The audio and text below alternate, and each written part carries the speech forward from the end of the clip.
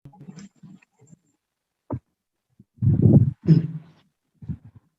Assalamualaikum warahmatullahi wabarakatuh. Saya menggunakan diskusi kita pada hari ini. Jadi, saya membantu melatih kuntum tumbuh melata yang merbah di pohon cemara. Assalamualaikum warahmatullahi wabarakatuh. Saya sembah pembuka bicara. Ingin rasa memakan kari, kari cendawan makan keladi. Girang rasa tidak terperi, bertemu tuan yang baik budi. Ya, Assalamualaikum warahmatullahi wabarakatuh. Terima Waalaikumsalam. kasih kepada tuan-tuan dan puan-puan yang sudah hadir kepada forum perdana kita yang dianjurkan dulu kali pada hari ini. Okay. Untuk hari ini kita akan mengadakan satu forum yang bertajuk perekonomian pada zaman Daulah Abbasiyah. Okay. So, dekat sini kita akan membincangkan dan merungkaikan apakah yang terdapat dan keistimewaan dalam Daulah Abbasiyah. Sebelum saya mulakan diskusi ini, izinkan saya memperkenalkan tiga orang ahli panel yang berada di dalam forum kita. Okay, yang pertama saya persilakan Dr. Syarul Anwar bin Syamsuddin selaku pegawai Islam di Selangor, dan yang kedua yang berbahagia Datuk Syahid Faiz bin Muhammad Hassan Bukhari sebagai YB di Kelantan yang bagi, dan yang terakhir adalah Profesor Madya Sarul Fahmi bin Bakri selaku profesor di UMT dalam bahagian sejarah dan tamadun Islam. Okay, so sebelum saya mulakan, izinkan saya memberikan sedikit pengenalan ataupun pendahuluan tentang daulah ataupun kerajaan Bani Abbasiyah. Kerajaan Abbasiyah ni ialah nama diberi bagi Khalifah Baghdad, iaitu upaya penduduk Islam selepas pemikiran pemerintahan kerajaan Bani Umayyah. Kerajaan ini lepas kuasa pada tahun 750 selepas mereka berjaya mengalahkan tentera Umayyah dalam medan peperangan. Akhirnya kerajaan ini telah dicontohkan ataupun dijelaskan oleh seorang lima tentera Mongol, iaitu yang bernama Pelaguhan pada tahun 1258 Masehi. So, kerajaan Bani Abbasiyah ini diambil dari nama Abbas bin Abdul Muttalib yang merupakan salah seorang daripada bapa saudara Nabi Muhammad SAW. Okay, so saya akan mengarahkan untuk part seterusnya, iaitu kepada saya sebut tadi Dr. Syarul Anwar bin Syamsuddin. Okay, so Dr. Syarul Anwar bin Syamsuddin, boleh tak Dr. share sikit about apakah pendahuluan ataupun apakah erti sebenarnya Daulah Abbasiyah dan apakah kebentukan Daulah Abbasiyah. So, Dr. Syarul Anwar boleh mulakan. Nama saya Syarul Sudin. Daripada apa yang ditanya oleh moderator kan, saya nak menjawab kan sedikit sebanyak tentang Daulah Abbasiyah. Okey. Daulah Abbasiyah dia dinasti selepas dinasti Umayyah. Daulah Abbasiyah dengan Daulah Abbasiyah dengan Daulah Umayyah dia dah bersaing sejak 100 tahun sebelum Nabi lahir tau. Dia ni dia bersaing sama sendiri lah, siapa yang lebih gah, siapa yang lebih gemilang kan. Dengan bersaing ni, diorang dapat tunjuk kan yang diorang ni boleh membangun peradaban Islam yang gah. Diorang bersaing, tapi bersama diorang boleh tunjukkan dekat negara, dekat dinasti lain yang diorang ni boleh jadi peradaban Islam yang hebat. Betul. Daripada saya nak cerita ni, walaupun dinasti Abbasiyah ni dia merupakan dinasti yang gemilang kan, tapi apa daripada ni macam orang kan, orang panjat bukit kan. Kalau orang tu dia tak larat kan, bukan orang tu tak larat kalau dia panjat bukit kan, dah habis sampai takat dia tu, dia akan turun juga kan. Macam tu lah kan nak cakap kan. Dinasti Abbasiyah kan dia dah sampai atas dah.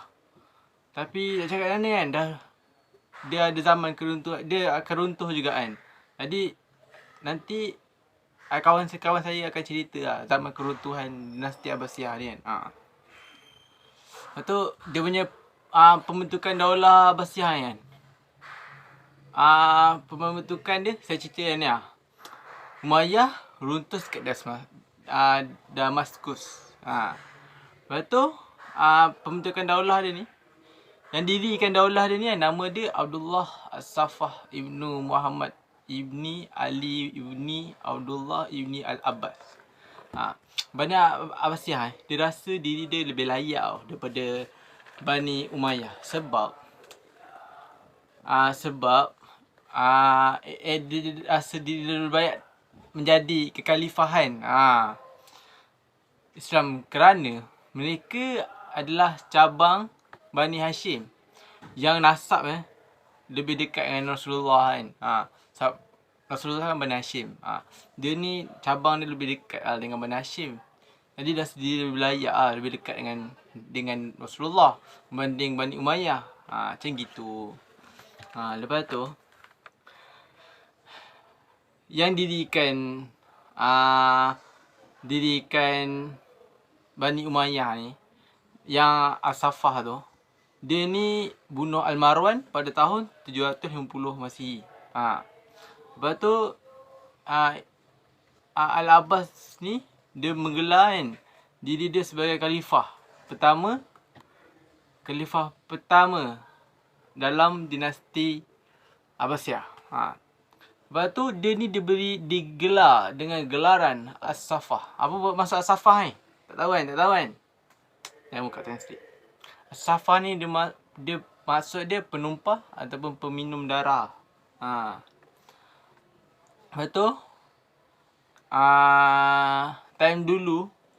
time sebelum Abbas ni dia dapat runtuhkan dinasti Umayyah kan, dia bagi dekat dia punya gubernur dia untuk membunuh orang-orang penting dalam dinasti Umayyah sebelum dia jadi pemerintah kan. Lepas tu selepas jatuhnya, dia ni cuma 4 tahun je. Al-Abbas ni memerintah dia 4 tahun, tak lama pun. Lepas tu selepas jatuh je dia kan, naiklah nama Al-Jafar Al-Mansur. Dia ni menggunakan taktik tangan besi dekat musuh-musuh dia. Tangan besi ni kan bermaksud dia macam dia garang dia tegas. Kalau contoh orang tu serang dia kan, dia tak ada macam nak bincang dulu open table dia kau pukul aku boleh pukul kau balik. Jadi dia terus tak cakap banyak. Okay. Lepas tu Jafar ni kan dia digelar kekhalifahan yang bagus sebab dia akan tumpukan ilmu pengetahuan dekat masyarakat dia, dekat rakyat dia. Dia tumpukan ilmu pengetahuan. Sebab kalau kita tahu nak tunjukkan negara tu bertamadun, dia mesti ada ilmu pengetahuan yang luas. Nak buka pasal negara yang bertamadun tak? Tak apalah, lain kali. Lepas tu sejak dia sebelum lagi Al-Mansur ni jadi khalifah, dia ni dah ada gerakan penerjemah. Nak kata dia ni bagus, dia dah ada gerakan penerjemah sebelum dia jadi khalifah. Gerakan dia ni untuk apa? Untuk menterjemah buku-buku kuno warisan peradaban pra-Islam. Maksudnya buku-buku yang lama, yang betul-betul lama, yang kuno, yang pasal-pasal yang kan sebelum Nabi Muhammad lahir kan dia ada agama lain kan. Jadi agama lain tu dia agama yang Nabi bawa. Tapi dia bukan agama Islam. Macam Nabi Musa bawa Injil kan. Jadi dia, tapi kitab tu kitab yang betul. Jadi dia bawa kitab tu lah. Dia menerjemah, nak cakap, nak tunjukkan, faham kan? Okay. Itu je saja daripada saya. Saudara, penyampai lain akan menyampaikannya. Itu saja daripada saya. Assalamualaikum. Okay, terima kasih kepada Dr. Sulaiman di atas perkongsian yang sangat hebat tadi. Okay, so saya ingin menambah okay. Sebagaimana yang kita tahu, daulah ataupun dinasti Abbasiyah merupakan peradaban Islam yang telah mencapai puncak. Okay. Dan dinasti Abbasiyah ini adalah merupakan dinasti yang sangat berkuasa, adalah dinasti Umayyah di Damaskus bentuk. Dinasti Abbasiyah ini adalah merupakan aliran Mu'tazilah sebagai aliran rasmi negara. So, aliran ini didukung oleh Khalifah Al-Ma'mun dari Harun al-Rashid. Okay. Untuk pembentukan daulah Abbasiyah ini, kekuasaan Bani Abbasiyah ini berlangsung selama 5 abad, sejak tahun 720 hingga 1958 Masihi. Lalu telah melanjutkan kekuasaannya di dinasti Umayyah. Dan Abu Abbas ni, pemerintahan Abu Abbas ni, dia hanya berkuasa hanya 4 tahun sahaja, dari tahun 750 Masihi sehingga 754 Masihi, dan menjadikan Hashimiyah, iaitu yang berada di Kufah, sebagai pusat pemerintahannya. Dia memfokuskan pemerintahannya untuk menjaga kestabilan negara dan baru saja terbentuk dari ancaman musuh-musuh. Jadi saya rasa untuk ni saya akan menyerahkan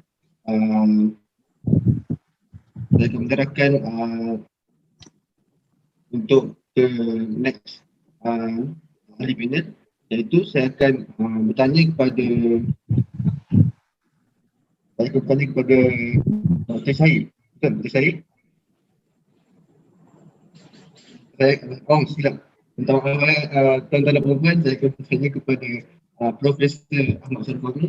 Boleh tak Profesor Ahmad Syarif Fahmi menerangkan tentang perekonomian daulah Abbasiyah dalam satu pertanian, sektor perindustrian dan sektor perdagangan.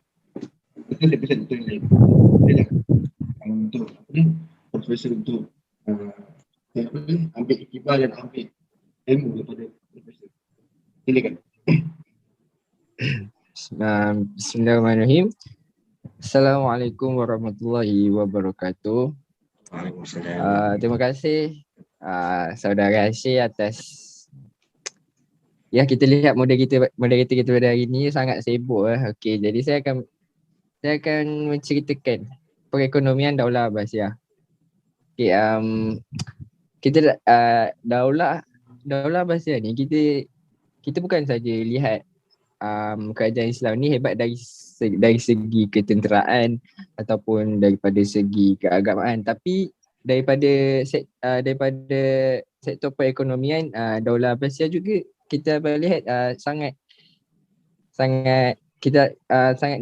menonjol pada zaman pemerintahan Abbasiyah ni.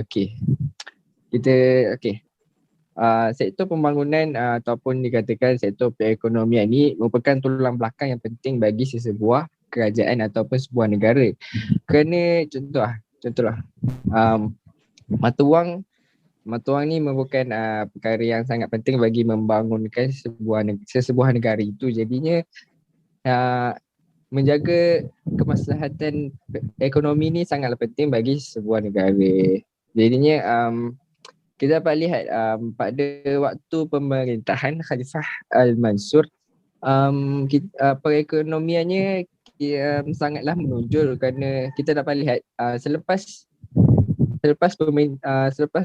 pemerintahan Khalifah Al-Mansur, beliau meninggalkan kekayaan negara sebanyak 810 juta dirham. Kita dapat lihat situ banyak kan dia punya sisa kekayaan. Maksudnya itu lebihan daripada ekonomi yang digunakan. Lepas tu kita dapat juga lihat khalifah lain seperti Khalifah Harun. Beliau punya kecekapan dalam perekonomian tu lebih menonjol berbanding Khalifah Harun. Tapi keduanya tetap menyumbang kepada perekonomian. Contohnya apakah yang membuktikan bahawa Khalifah Harun ni sangat cekap dalam perekonomian, iaitu hasil kekayaan sebanyak 900 juta dirham. Sangat beza 90 juta dirham daripada Khalifah Al-Mansur. Okey, jadinya saya akan menceritakan beberapa sektor yang penting yang berlaku pada zaman dinasti Abbasiyah ni, iaitu pertama adalah sektor pertanian, yang kedua adalah sektor perindustrian, yang ketiga adalah sektor perdagangan, dan yang keempat adalah sektor keilmuan. Jadi keempat-empat sektor ni merupakan sektor utama yang menyumbang kepada perekonomian pada masa zaman Daulah Abbasiyah. Okay, kita lihat, yang pertama adalah sektor pertanian. Sektor pertanian ni kita dapat tahu apa pertanian ni. Pertanian itu apa? Pertanian itu kita lihat dari segi petani contohnya mengeluarkan hasil-hasil yang ada seperti bercucuk tanam. Okay, itu adalah pertanian. Okey, yang apakah yang dilakukan daripada sektor pertanian ni yang dilakukan pada zaman Daulah Abbasiyah? Itu kita lihat hasil-hasil daripada sektor pertanian ni. Yang pertama adalah mereka memberi hasilnya kepada ahli zimah dan mawali. Kita dapat supaya berlakunya adil antara sesama rakyat, serta menjamin hak mereka. Lepas tu yang seterusnya apa yang dibuat daripada sektor pertanian adalah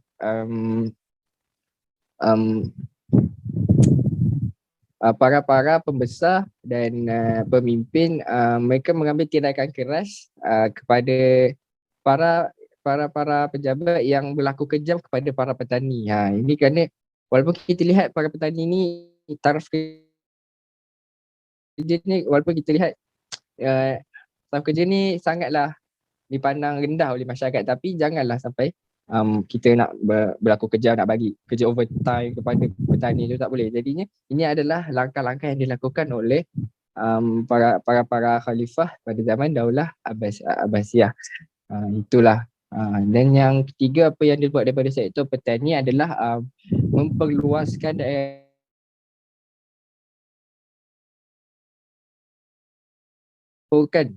sarana perhubungan ke daerah-daerah pertanian, baik dari darat maupun air. Dan yang terakhir, apa yang dibuat daripada sumber pertanian ini adalah membangunkan bendung-bendung dan menggali balik kerana tanah-tanah yang besar, bambu yang kecil, supaya dapat diberikan kepada petani-petani yang kecil untuk menyari hidup mereka. Itu adalah daripada sektor pertanian sendiri. Dan seterusnya adalah sektor perindustrian pada masa Abbasiyah.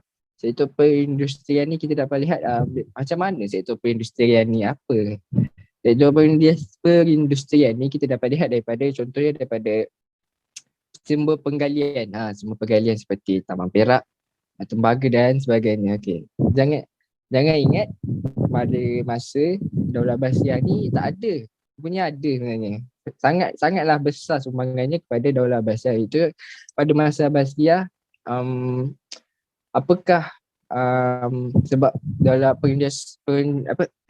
Daulah Abbasiyah ni, perindustrian ni hampir meliputi seluruh wilayah tanah air. Jadinya sangatlah besar pertambangannya. Jadi contoh apakah hasil yang dikeluarkan? Hasil yang dikeluarkannya contohnya adalah tambang perak, tembaga, seng, besi dan sebagainya. Contohnya lokasi-lokasi tambang-tambang yang besar yang ada iaitu di Persia dan di Khurasan. Contohnya di Beirut terdapat beberapa tambang besi. Contohnya kita dapat lihat di Tibris juga ada marmar, dan fabrik-fabrik juga dapat dibuat. Itu daripada sektor perindustrian daripada Daulah Abbasiyah. Sebenarnya yang ketiga adalah sektor perdagangan. Apakah itu sektor Sektor perdagangan. Sektor perdagangan ni macam apa kita dapat lihat macam perdagangan lah. Perdagangan antara negara-negara begitu lah. Jadinya kita dapat lihat daripada Daulah Abbasiyah ini kita lihat pada di kota Baghdad. Kota Baghdad ni sangat terkenal dengan politik, kota agama, kota kebudayaan, tapi di kota Baghdad ni juga terkenal dengan perdagangan. Seperti contohnya di kota Damaskus juga merupakan kota dagangan kedua sebagai pusat kota perdagangan transit bagi khalifah-khalifah dagang dari Asia Kecil dan daerah-daerah Furat yang menuju ke negeri-negeri Arab dan negeri Mesir. Dan Sungai Tigris dan Furasat menjadi pelabuhan termisi bagi kapal-kapal dagang dari berbagai penjuru dunia. Itulah sumbangan apakah yang dilakukan daripada Daulah Abbasiyah ke dalam sektor perdagangan. Kerana perdagangan ni dia berhubung antara satu sama lain. Contohnya kalau contoh negara luar yang bukan majoritinya Islam ataupun memang tak kenal apa itu Islam, mereka berdagang ke Daulah Abbasiyah ni, mereka macam mungkin mereka akan kenal apa itu Islam. Jadinya juga menyumbang kepada agama sektor perindustrian ni. Pada sektor yang terakhir adalah sektor keilmuan. Sektor keilmuan ni, apa itu sektor keilmuan? Keilmuan ni seperti membuat buku-buku, membuat kitab-kitab dan sebagainya. Contohnya pada zaman Abbasiyah ni sangat terkenal dengan zaman terjemahan karangan-karangan. Contohnya karangan Khalifah Al-Mansur, kerana beliau ni sangat ilmu ni sangat penting bagi beliau. Jadinya beliau mengambil daripada penterjemah tu untuk beliau telah tidaklah memaksa untuk semua ni untuk menterjemah, tapi ilmu itu merupakan perkara yang penting bagi beliau. Jadinya beliau menggiatkan para pujangga, para belia untuk mengarang dan menterjemahkan kitab-kitab daripada bahasa Persia, Yunani, Hindu dan bahasa Arab. Dan bila dah diterjemah, inilah hasilnya. Daripada ni kita dapat jualnya terjemahan-terjemahan tersebut. Jadinya itu saja daripada saya.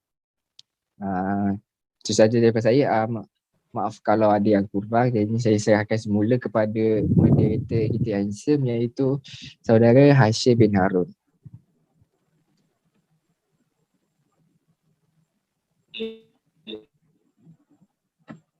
Terima kasih kepada panel yang iaitu Profesor Ahmad Syarifudin yang berasal daripada Pusara Profesor di UMT dan Sejarah Agama Islam, apa yang telah dirungkaikan oleh Profesor Ahmad Syarifudin berkaitan dengan perekonomian Daulah Abbasiyah.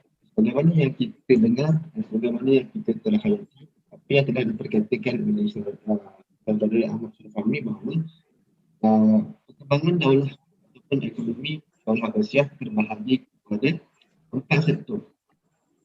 Sektor pertanian yang pertama, dan yang kedua sektor perindustrian, yang ketiga sektor perdagangan, yang keempat sektor keilmuan.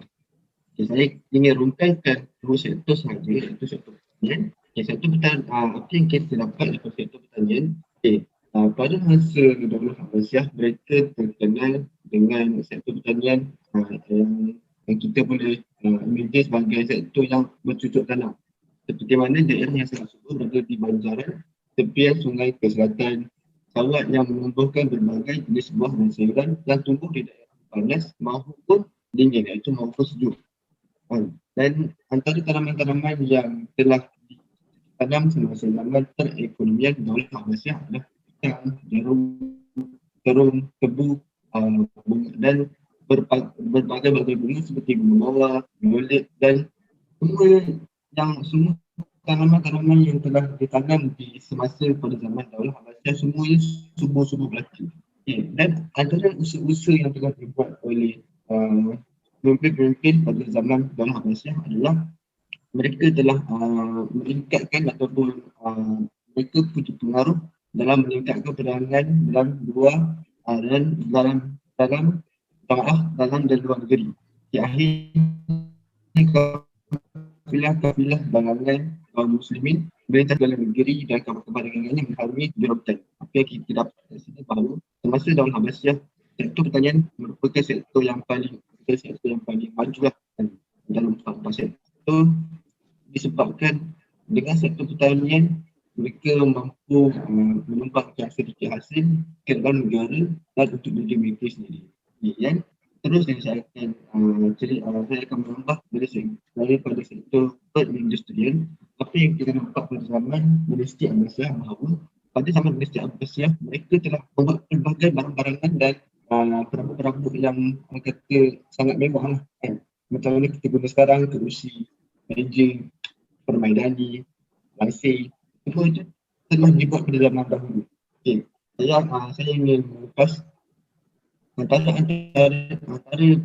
barang-barang yang telah dibuat pada zaman dinasti Abbasiyah adalah mereka terkenal dengan industri sabun dan gelas. Dan di Kufah juga mereka juga terkenal dengan industri sutera. Maksudnya mereka membuat baju yang berkat sutera. Di Kazakhstan mereka terkenal dengan tekstil sutera bersulam. Di Damascus dengan kemeja sutera, di Khorasan dengan selendang, pol emas dan perak. So kita nampak kat sini setiap negeri-negeri ataupun setiap daerah di dalam Abbasiyah mereka ada perindustrian tersendiri. Bermaksud bukan Kufah, bukan satu Kufah, bukan Damascus, bukan tidak semua daerah membuat benda yang sama, perindustrian sama. Kita dapat lihat setiap negeri ataupun setiap daerah yang terdapat di dalam Abbasiyah mereka mempunyai industri dan mereka mencipta benda yang baru. Berbeza dengan kita sekarang, kita lebih suka meniru hasil kerja orang lain. Kita tak kreatif. Tapi zaman Islam dahulu adalah merupakan zaman Islam terbilang.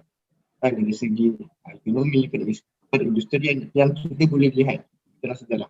Itu saya pesan kepada tuan-tuan dan puan-puan yang hadir pada hari ini. Kita mestilah banyakkan membaca tentang sejarah dinasti Abbasiyah dan dinasti-dinasti lain supaya kita boleh menambahkan ilmu kita dan meningkatkan iman kita, insyaAllah. So, saya akan meneruskan kita punya forum yang tengah hangat ni, bincang hangat ni oleh ahli pemilihan terakhir, iaitu yang amat berbahagia Datuk Syahid Faiz bin Hassan Bukhari yang merupakan YB kita yang besar, bukan yang besar gemuk kan, yang amat kita mempunyai jawatan sebagai YB di Kelantan. Okay, so YB, dengar YB? Dengar. Okay, boleh YB? Ya, boleh. Boleh tak? Boleh. Boleh tak YB terangkan ataupun share dengan kita punya ahli panel dan masyarakat di rumah sana bahawa apakah perkembangan politik Daulah Abbasiyah yang terdapat pada zaman dahulu. Jadi saya serahkan. Okey, terima kasih kepada saudara Syekh sebab sudi menjemput saya untuk mengulas tentang perkembangan politik pada zaman Abbasiyah. Okay. Perkembangan politik Abbasiyah ni lebih kurang 5 abad. Bermula pada tahun 132 Hijrah hingga 656 Hijrah. Okey.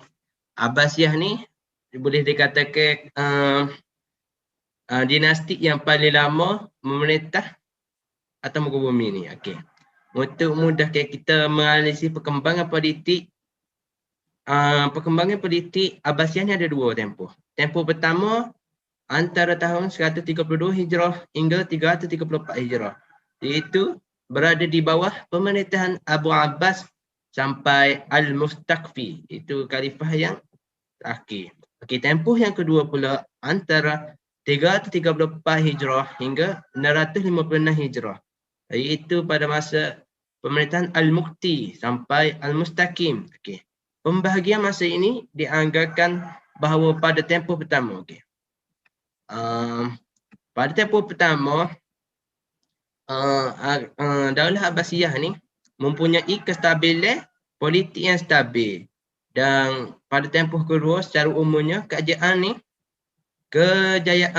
dinasti Abbasiyah ni merosak selepas datangnya pasukan Tartar yang berjaya menghasilkan Daulah Abbasiyah. Okay. Di sini saya ingin mengulaskan tentang dua tempoh ni. Okey.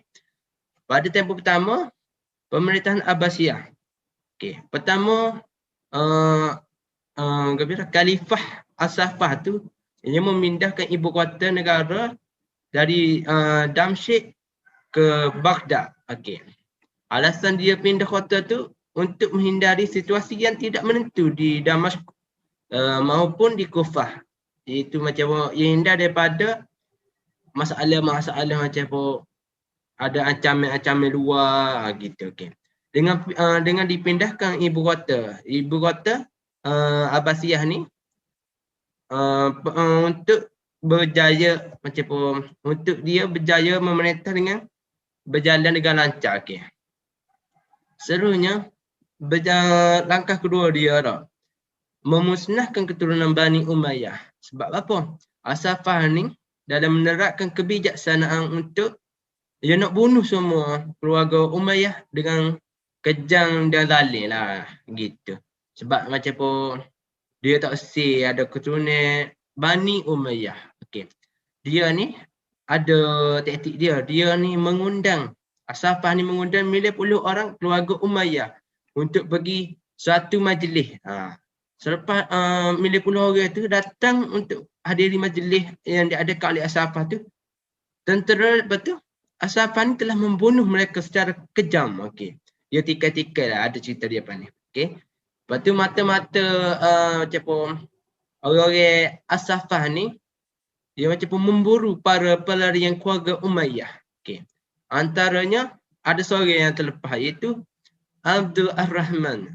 Ia terlepas daripada pembunuhan, iaitu cucu Hisham. Lepas tu dia ni berjaya mendirikan pemerintahan Bani Umayyah yang cukup gemilang, iaitu di Sepanyol. Abdul Ar-Rahman ni. Lepas tu tindakan politik ni menjadi kemungkinan timbul lagi pergerakan dari keluarga Umayyah. Dia takut timbul lagi As-Saffah ni merangkul orang-orang Persia, macam apa, yang ambil orang-orang Persia untuk memperkuatkan untuk memperkuatkan kerajaan dia. Okey, Abbasiyah ni ia memberi peluang dan kesempatan besar kepada kaum Mawali, iaitu keturunan daripada Persia, dalam berbagai bidang pemerintahan. Dia bagi macam apa, orang-orang Persia ni diberi segala keistimewaan berbanding dengan orang Arab di situ. Okey. Orang Arab di situ macam apa, ada limit-limit dia. Okey. Okey, selama satu kurun pemerintahan 4 khalifah, iaitu Al-Mansur sampai ke 3 Zulfiqar, terdapat satu keluarga yang sangat berpengaruh, iaitu keempat, menupaskan pemberontakan. Tu dia. Tempoh pertama ni. Pada awalnya berdirinya Abbasiyah sebab banyak timbul pemberontakan pada hampir seluruh pelosok negeri. Pemberontakan tu macam apa menggoyah ke pemerintahan Abbasiyah, iaitu pemberontakan Abdullah, iaitu bapa saudara Al-Mansur. Lepas tu pemberontakan An-Saffah, iaitu penuntut bela atas kematian Abu Muslim Al-Qasrani, iaitu gubernur di Khurasan. Okey. Seterusnya pemberontakan Rawadiyah. Lepas tu pemberontakan Muhammad Ibrahim dan seterusnya. Okey. Dalam tempoh kedua ni, perkembangan politik di Abbasiyah ni mulai turunnya kuasa politik pusat. Okey. Sebab negara-negara lain tu mendapat kuasa. Lepas tu dan tidak mempeduli ke pemerintahan pusat ni. Sebab itulah kuasa pusat tu turun. Lepas tu ikatan dengan wilayah Islam ni mulai putus. Di antara wilayah barat, Andalusia, Bani Umayyah.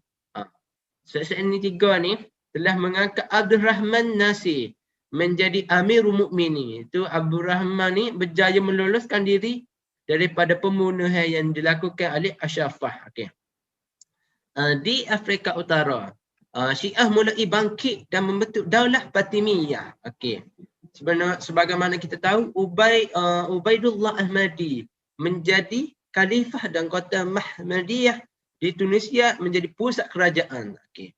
Di Mesir pula kita tahu bahawa Muhammad yang Iqshaq berkuasa atas atas nama Bani Abbas. Demikian pula di Yaman, kedudukan Syiah semakin kukuh, sedangkan di ibu kota Baghdad, Bani Buwailah berkuasa. Selepas tu pula kita tengok pada dinasti Daulah Samiyah yang berkedudukan di Bukhara mempunyai juga pengaruh besar dalam menjatuhkan kerajaan Abbasiyah. Okay. Dalam keadaan tu juga penuhlah kacau bilah dan datanglah tentera Hulagukan dan tentera Tatar untuk menghancurkan Baghdad, dan sampai di sinilah berakhirnya dinasti Abbasiyah. Okay. Lepas tu kita tahu sebab kemunculan Daulah Abbasiyah, dan pastinya tahu keruntuhan Daulah Abbasiyah. Okay. Di sini ada beberapa sebab ataupun faktor keruntuhan Daulah Abbasiyah. Yang pertamanya, keruntuhan daripada segi dalamnya dan keruntuhan daripada segi luar. Okay. Daripada segi dalamnya, Khalifah Abbasiyah ni pada akhir-akhir pemerintahan tu, mereka ni mementingkan urusan peribadi, lepas tu lalai dalam tugas iaitu untuk memerintah dinasti dengan baik. Lepas tu kewajipan mereka tu tidak dilaksanakan dengan betul. Lepas tu pula luasnya wilayah kekuasaan Abbasiyah. Dengan luasnya wilayah menyebabkan kerajaan pusat tu susah nak berhubung dengan daerah-daerah. Okey, seterusnya pemusuhan antara kelompok iaitu antara kelompok suku dan kelompok agama, serta banyak kerosakan yang dilakukan oleh orang kerajaan sendiri ataupun khalifah-khalifah setiap yang telah diamanahkan tugasnya. Okey. Keruntuhan dari segi luar iaitu perang salib yang berlangsung yang telah mengorbankan banyak orang dalam peristiwa tersebut. Okey. Penyembuhan tentera Mongol di bawah pimpinan Hulagukan yang menghancurkan kota Baghdad. Okay. Dengan jatuhnya kota Baghdad oleh Hulagukan menunjukkan berakhirnya kerajaan Abbasiyah dan muncullah kerajaan yang seterusnya, itu kerajaan Syafawiyah, iaitu berada di Iran. Okay. Daulah Abbasiyah ni maka lenyaplah dari permukaan bumi dengan runtuhnya daulah ini, dan telah diambil tahta pemerintahnya oleh Khalifah Al-Mustasim, iaitu khalifah terakhir dalam Daulah Abbasiyah. Beliau ni bersama-sama putera dia dan seluruh pembesar kota Baghdad ni mati dibunuh. Peristiwa sadis dan sedih akibat oleh orang dalamannya juga, iaitu oleh askar Hulagukan yang telah meruntuhkan kota Baghdad tadi. Okay. Sebahagian besar penduduk daripada kota Baghdad ni telah disembelih seperti haiwan-haiwan. Manakala haiwan pula mereka rampah apa gitu. Macam apa harta lepas pergi kita. Selepas tu juga mereka ni melakukan perbuatan yang tidak boleh digambarkan sebab betapa kejamnya mereka ni. Askar-askar Hulagukan. Mereka juga ni merosakkan banyak harta benda, antaranya gedung-gedung yang indah, lepas tu madrasah, masjid, tempat-tempat semaya apa. Lepas tu kitab-kitab buku-buku apa yang orang kata buku tu macam apa, harga dia tu tak ternilai. Ilmu zaman dulu tu. Mereka lepas semua benda tu dalam Sungai Tigris, sebagaimana saudara fahami cakap tadi, Sungai Tigris. Sehingga air sungai tu menjadi seperti dawat yang runtuh. Kita tengok kali kita ambil pen dawat tengok tak ada air, jadi gitu. Umpama ya. Okay. Maka di sini Daulah Abbasiyah lenyaklah daripada permukaan bumi. Lepas tu semua tu jadi macam apa, utuh-utuh gitu. Gitu. Okey. Setakat tu ulasan daripada saya, dan saya ingin serahkan kepada saudara Syekh untuk memberi kupasan seterusnya. Okay, terima kasih kepada ahli verifikasi yang terakhir yang minta maaf kalau ada gangguan kita tadi, maaf lah banyak pada saat ini. Okay. Saya ingin simpulkan di antara ketiga ahli panel yang kita tadi bahawa pemerintahan Daulah Abbasiyah seperti mana kita tahu berlanjutan ataupun bersambung daripada Daulah Umayyah dari Umayyah. Dan saya ingin tahu juga Bani Umayyah ini telah diruntuhkan oleh Bani Abbasiyah disebabkan Abbasiyah. Okay. Dinamakan kekhalifahan Abbasiyah yang pendirian penguasa daulah ini adalah keturunan Abbasiyah, iaitu sahabat Nabi Muhammad SAW. Dinasti ini adalah dinasti yang paling terlama, sebab kata daripada Profesor Ahmad Fahmi yang telah berungkapkan tadi bahawa dinasti Abbasiyah adalah dinasti yang paling terlama dalam pemerintahannya selama 5 abad. Bermula daripada tahun 132 Hijrah hingga 106 Hijrah. Dan pusat pemerintahannya berada di kota Baghdad. Dan apa yang kita boleh ambil iktibar, jadi dalam bidang ekonomi Daulah Abbasiyah terdapat dua zaman. Dua zaman, iaitu zaman pemerintahan yang sangat baik, keadilan ekonomi, politik dan pertanian sangat baik, dan zaman kemunduran. Kita boleh tengok pada zaman fungsi kemakmuran, rakyat dialami pada masa Harun al-Rashid, iaitu pada tahun 186 hingga 809 dan dipangku oleh Sultan iaitu Al-Ma'mun. Itu anaknya itu pada tahun 813 hingga 873 mati. Kekayaan yang melimpah pada masa itu telah digunakan untuk kegiatan-kegiatan banyak lagi untuk digunakan pada fasilitas yang umum. Pada masa itu juga berbagai bidang telah mencapai puncak keemasan. Yang telah kita tahu seperti tadi, contohnya seperti sosial, kebudayaan, pendidikan dan ilmu pengetahuan, dan telah mencapai sehingga zaman itu telah disebut sebagai the golden age. Apa yang kita faham, the golden age adalah puncak zaman, iaitu puncak yang kita telah mencapai kesemuanya dalam bidang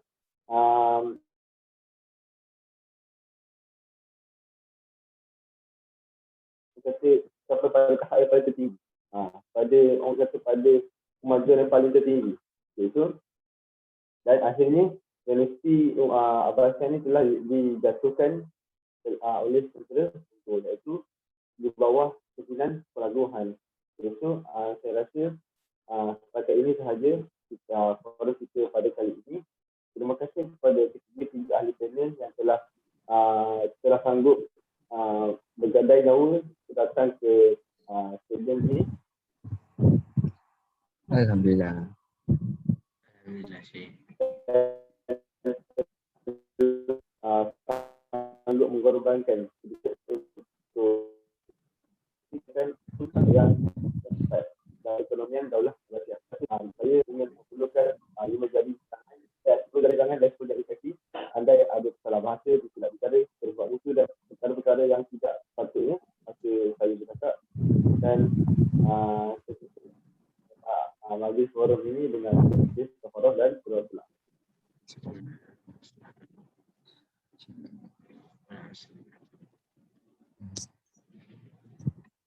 Okey, saya rasa setakat itu sahaja untuk kali ini. Dan saya ingin menasihatkan untuk semua pengunjung yang datang pada hari ini agar sentiasa mengambil SOP dan tidak belajar antara satu sama lain. Lepas dah ambil makanan kat belakang tu, pastikan balik terus dan dari kawan-kawan ni. Saya ingatkan supaya kita tidak ada dari polis. Jadi saya rasa itu sahaja. Terima kasih. Assalamualaikum warahmatullahi wabarakatuh. Waalaikumsalam.